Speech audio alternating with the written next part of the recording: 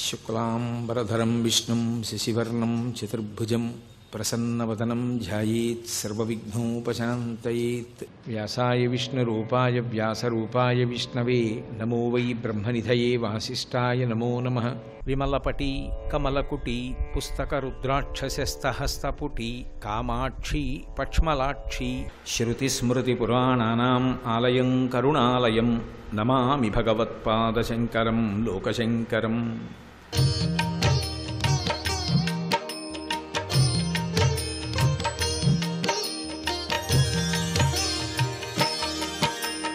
శంకరులు ఒక మాట అంటారు, స్వామివారి యొక్క సాకార రూపంలో మనసు షట్పది అయి ఎలా నిలబడాలి అన్న విషయాన్ని మనకి మనవి చేశారు.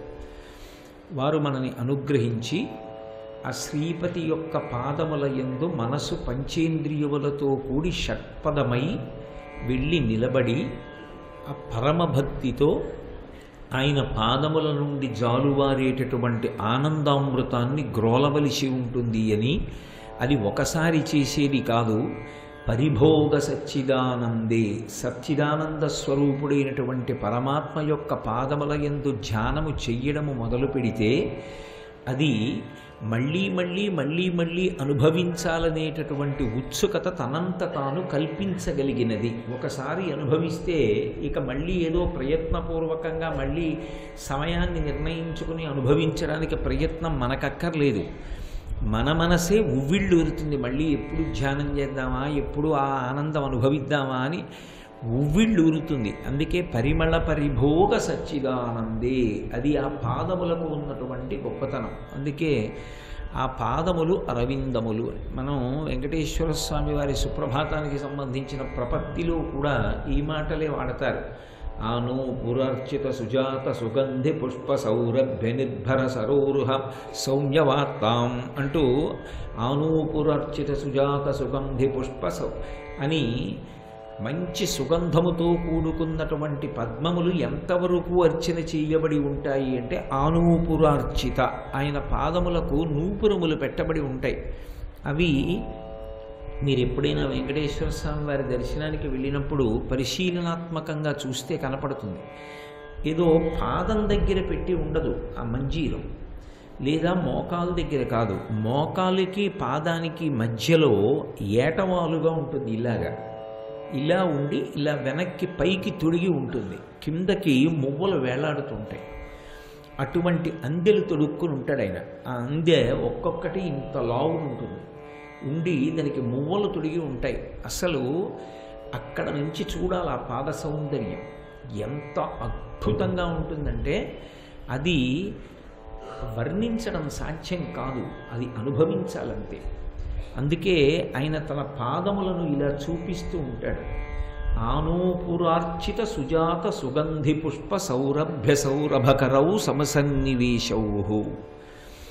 ఆ నూపురములు ఎంతవరకు ఉంటాయో అంతవరకు పద్మముల చేత అలంకరింపబడినటువంటి పాద అరవిందములు కలిగినటువంటి వాడు.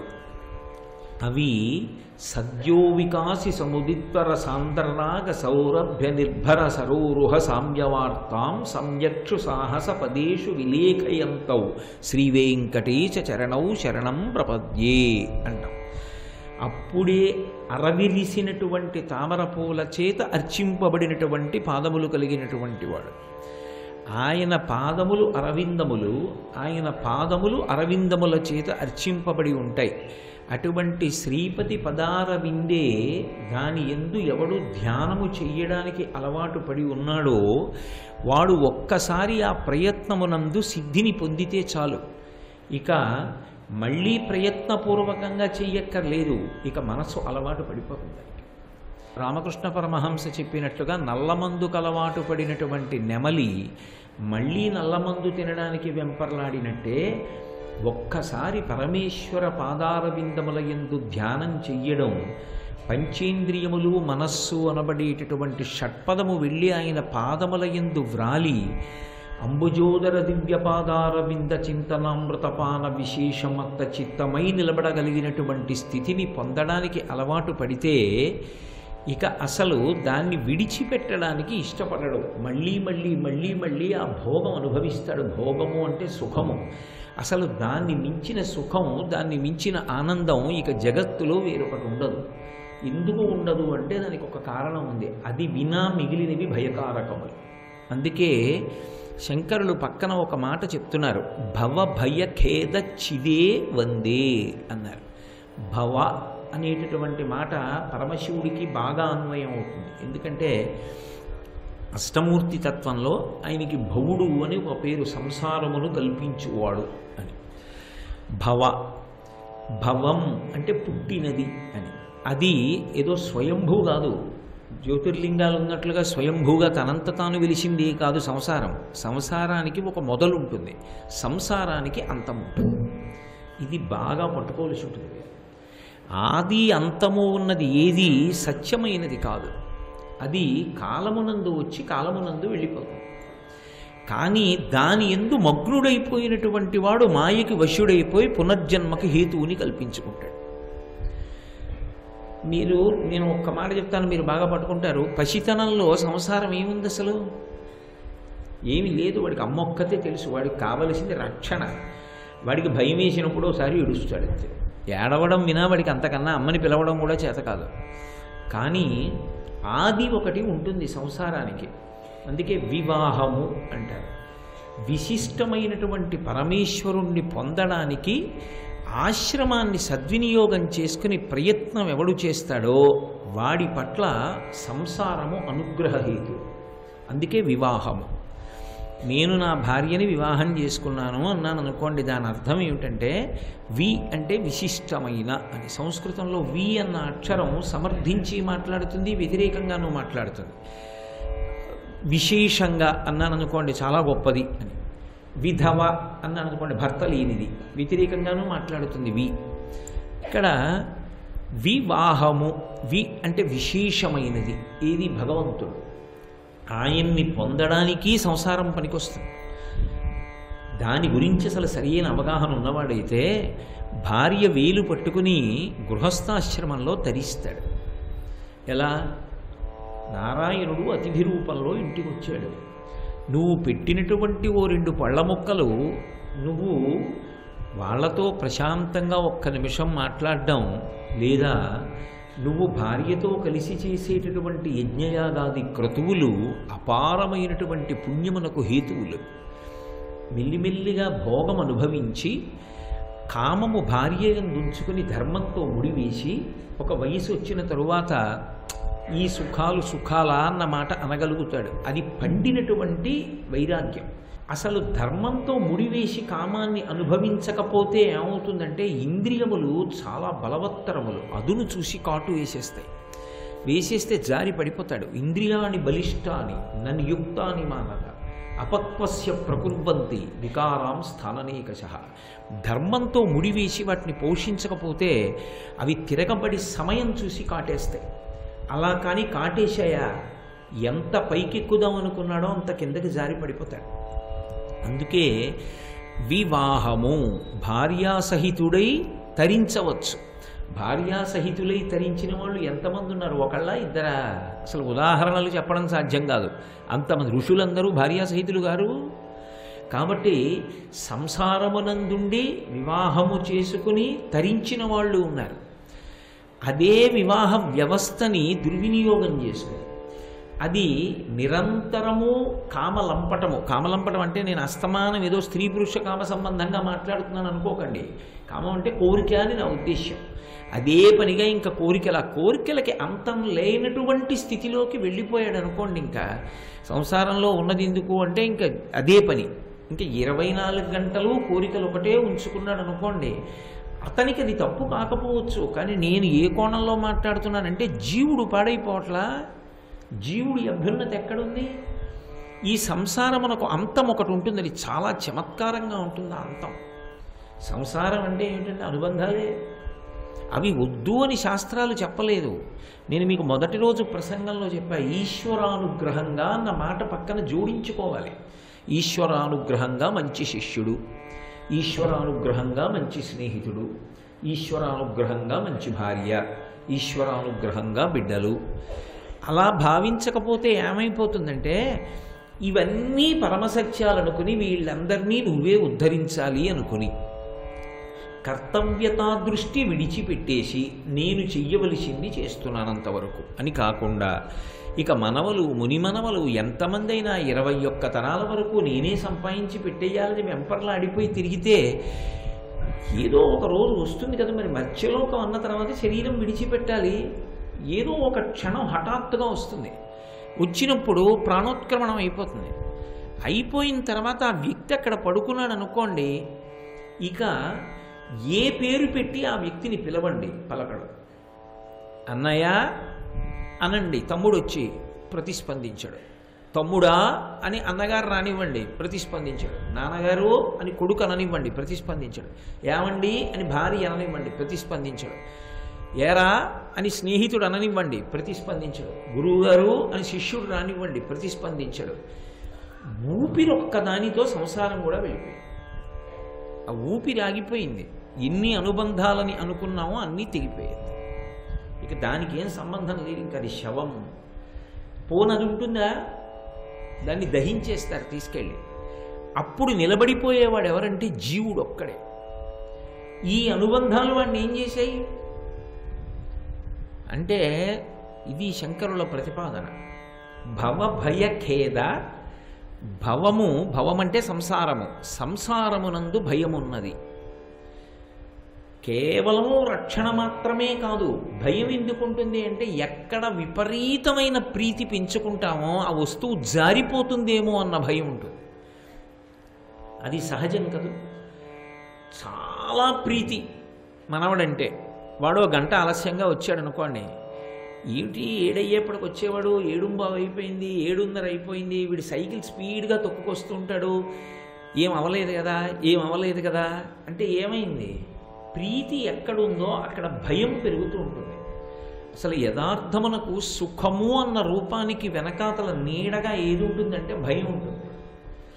ఇప్పుడు భయ ఖేద, సంసారము నుండి పుట్టినటువంటి భయము వలన కలిగినటువంటి బాధ, చిదే, దీన్ని తొలగించగలిగినటువంటి వాడు. ఎలా తొలగిస్తాడు అంటే, ఏది శాశ్వతమైనటువంటి వస్తువో దాన్ని పట్టుకుంటే దానికి భయస్పర్శ లేదు, ఆనందం ఒక్కటే ఉన్నది.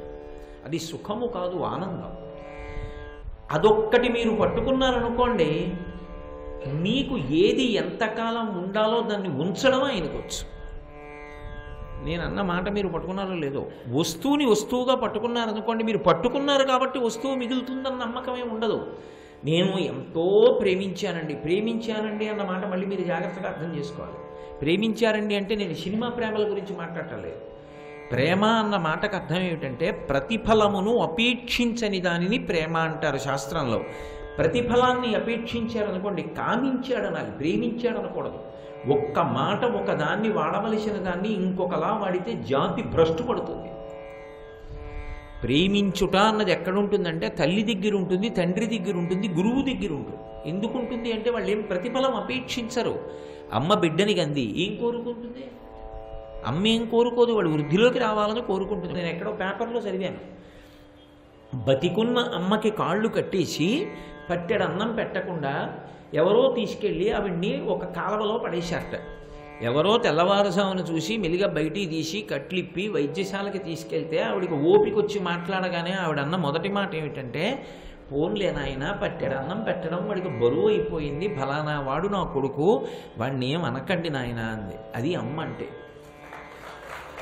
నేను చదివి నాకు కళ్ళమ్మని నీళ్ళు వచ్చాయి.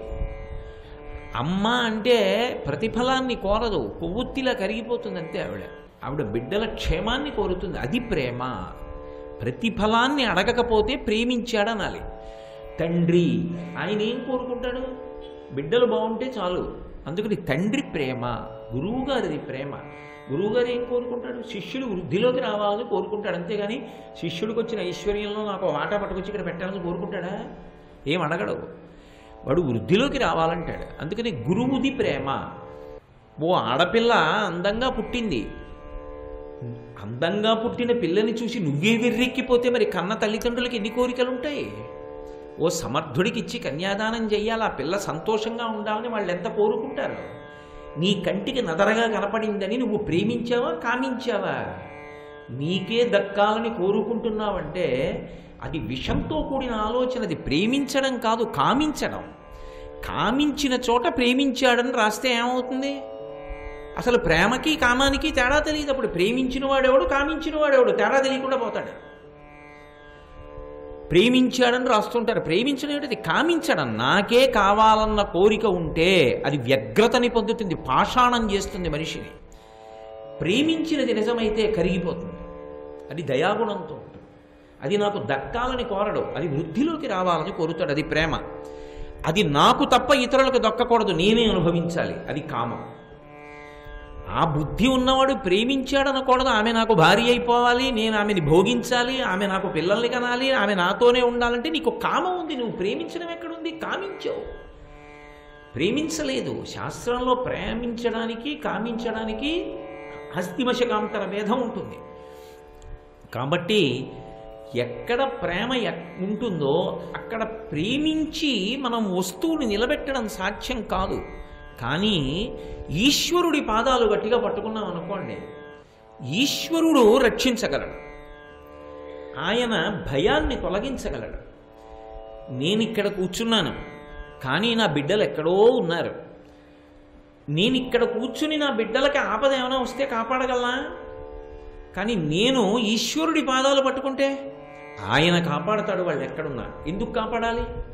వీడు ఏడుస్తాడు రా, నా పాదాలు అట్టుకున్నాడు, రేపు పొద్దున నన్ను అడుగుతాడు మళ్ళీ, అందుకని వద్దులే అని ఆయన కాపాడతాడు. మూలాన్ని పట్టుకుంటే రక్షణ ఉంది. అది కాకుండా వస్తువుగా ప్రేమతో పట్టుకుంటే రక్షణ పొందుతుందని నమ్మకం ఏం లేదు. పైగా సంసారం అనేటటువంటిది భయముతో కూడుకుని బాధలతో కూడుకుని ఉంటుంది. అబ్బో, నరసింహ శతకంలో శంకర భగవత్పాదులు వర్ణిస్తారు సంసారమన్న సముద్రము ఎంత భయంకరంగా ఉంటుందో. అందుకే వివాహము, దానికి రెండు అర్థాలు. విశిష్టమైన దానిని పొందడానికి సాధనము వివాహమే. అంటే వింతైన వాహం అంటే బరువు. పెద్ద బరువుని ఎత్తి మీద పెట్టుకుని ఎంత బాగుందో అంటూ ఉంటాడు. అందుకే వివాహము వలన సంసారము. కాబట్టి ఇప్పుడు భవ భయ ఖేద చిదే వందే, ఈ సంసార భయాన్ని తొలగించగలిగినవాడు, సంసారమును రక్షించగలిగినవాడు, సంసారమునందున్న నిన్ను రక్షించగలిగినవాడు. సముద్రం ఉంది, దాటాలి. సముద్రం దాటడానికి ఓ తెప్ప కావాలి, ఓ పడవ కావాలి. ఇప్పుడు పడవెక్కి వెడుతున్నాడు. ఆ పడవ పెద్ద గాలి వచ్చి తిరగబడిపోకుండా ఉండాలి. పడవని కూడా రక్షించగలిగిన వాడు పరమేశ్వరుడు, ఆయన కాపాడవలసిన వాడు. సంసారమునందు నువ్వు ఉండి సంసారమునందు మగ్నమైపోకుండా నిన్ను కాపాడగలిగిన వాడెవరు అంటే ఈశ్వరుడు. దాని చేత తరించేటట్టుగా చేస్తాడు తప్ప దాని చేత నువ్వు ఖేదమును పొంది కుంగిపోయేటట్టుగా చెయ్యకుండా సంసారం అనేటటువంటి సముద్రాన్ని దాటించగలిగిన వాడెవరో ఆయన పరమేశ్వరుడు. చిట్ట చివరికి ఆ వైరాగ్యాన్ని ఇస్తాడు. ఇక్కడ చక్కగా అన్నీ చూస్తావు, ధార్మికమైనటువంటి సుఖములు అనుభవిస్తావు, చివరికి వైరాగ్యాన్ని పొందుతావు, పాత్రత పొందుతావు, దాని వలన జ్ఞానమును పొందుతావు, ఆ జ్ఞానము వలన మోక్షమును పొందుతావు. కాబట్టి ఇటువంటి స్థితిని ఇవ్వగలడు. ఎప్పుడు? ఆ పాదములను ఆశ్రయించి షట్పది అయి వెళ్ళి నువ్వు కూర్చోవడం అలవాటు చేసుకుంటే చాలు, ఆయన అనుగ్రహిస్తాడు. ఇది ప్రధానం. నీ పంచేంద్రియములు మనస్సు అనబడేటటువంటి ఆరిటితో షట్పది వై వెళ్ళి ఆయన పాదార విందముల నుండి స్రవించేటటువంటి దివ్య ధుని మకరందమును అనుభవించడం, గ్రోలడం అలవాటు చేసుకో. అన్యాపదేశంగా జగద్గురువులుగా శంకరాచార్యుల వారు మనకి బోధ. అలా నేను ఉండలేకపోతే ఈశ్వర అలా బ్రతికేటట్టు నన్ను అనుగ్రహించు, ఆ ఈశ్వరుడికే చెప్పాలి. అప్పుడు ఆయన మనని షట్పది చేసి తామర పువ్వులోకి వెళ్ళడం జరుగుతుంది. కాబట్టి భవభయ ఖేద చిదే వందే అని శంకర భగవత్పాదులు ఆ దివ్యధునీ మకరందే పరిమళ పరిభోగ సచ్చిదానందే శ్రీపతి పదారవిందే భవభయ ఖేద చిదే వందే. ఆ శ్లోకానికి ఉన్న గమ్మత్తు ఏమిటి అంటే, మీరు ఎన్ని మార్లు చదవండి ఎంత సంతోషంగా ఉంటుంది. అసలు ఆయన పరిభోగాన్ని శ్లోకంలో కల్పించారు. మీరు ఎన్ని మాటలు చదవండి ఆ శ్లోకం, ఇంట్లో పిల్లలకు కూడా చాలా బాగుంటుంది. మీరు చిన్న చిన్న పిల్లలు ఉన్న చోట పైకి ఆ శ్లోకాన్ని దివ్యధుని మకరందే పరిమళ పరిభోగ సచ్చిదానందే శ్రీపతి పదార విందే భవభయఖేద చిదేవందే అని 10 మాటలు అన్నారనుకోండి, కాసేపటికి వాడు కూడా శ్రీపతి పదార విందే అంటాడు.